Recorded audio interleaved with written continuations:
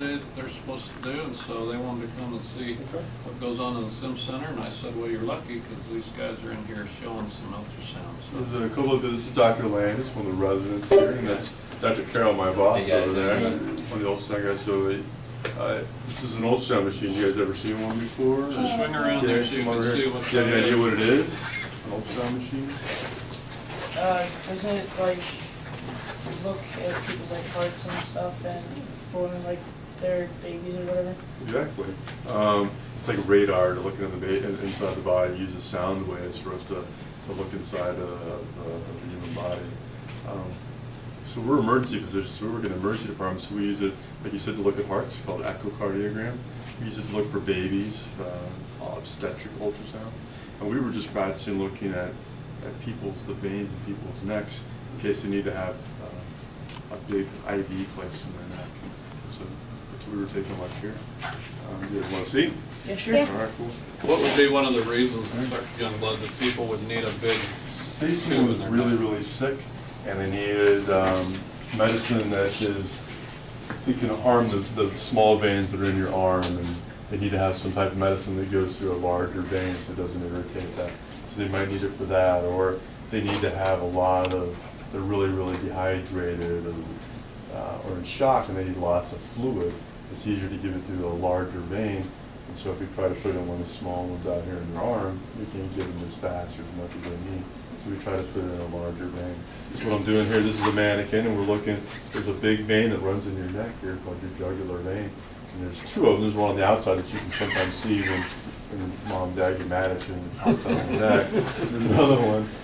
My daughter always points out mine. There's a deeper one in here called your internal jugular vein, and those drain from your head down and down in your heart. And that's where we want to put that big IV, so I can find it through here. And what we use is we find it because there's a lot of other structures in here in your neck. There's also something called the carotid artery that takes blood from your heart and sends it to your brain. And we don't want to put the needle in that. That'd be a bad thing to do. So we use the ultrasound to find it, and then we're able to use our ultrasound.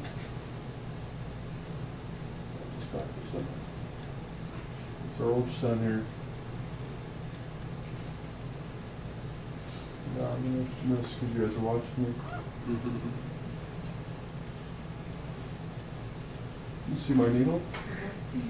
So you guys try and put it inside of that? Yeah, so that's right there, and then I can confirm it by pulling back. It's kind of like a video game. Yeah. You can see the bubbles and the push back on there too. So we use it to make it much safer. Because see that other little, so that's what I was aiming at there. And if you notice that, in this model, that would be that carotid artery. That's that big blood vessel that's taking, all the oxygen and nutrients to your brain. And if I was to put the needle in that, this guy would not do well.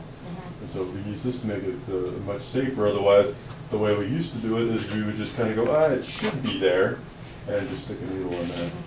Well, that was tried and true. A lot of people did get good at it. This is a much safer way to do it. So what are some of the times that you really need to use this? Like anyone that has recently been in like a car accident or something like that, and they've been losing a lot of blood? Yeah, so that's a good question. One of the things we do for people in trauma is something called a fasting thing, and that's where we're looking for blood around the heart or blood in their abdomen. That's where you can actually hide quite a bit of blood. You can't really do it on these mannequins here, look, but that is one application for it. You can see any type of fluid in the body. Well, these ultrasounds like black, so we do the same thing. We place the probe on their abdomen or near the heart and look to see if we see that black floating around in there. It doesn't tell us where it's coming from, but it tells us that it's some type of traumatic injury, some blood or fluid in there. Now, can some of these right here, can they be bigger than that? Yeah, so there's actually another one here. So this is a linear array in a little line, and it's really good for looking at stuff that's real close to the surface. It has a high frequency, so it gives me really bright, good definition pictures, but it doesn't show a lot of depth. I can't see very far. This one is a phased array probe, and this is for cardiac, if I'm not looking at hearts. And this is one we would use for that.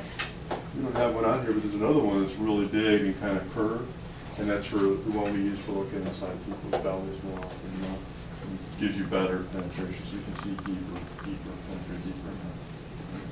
So there's all different kinds. There's another one that we use So I don't see one down here. It's called endocavitary approach.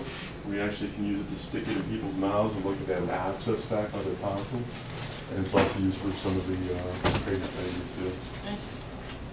Thank you for Yeah. showing us the ultrasound. Very cool. There's some other things in here. I don't know if you want endoscopic stuff. Yeah. All kinds of stuff I'm in gonna it. show them Let's around. go check that out. Cool. All right. Good luck, guys. Thanks a lot, guys.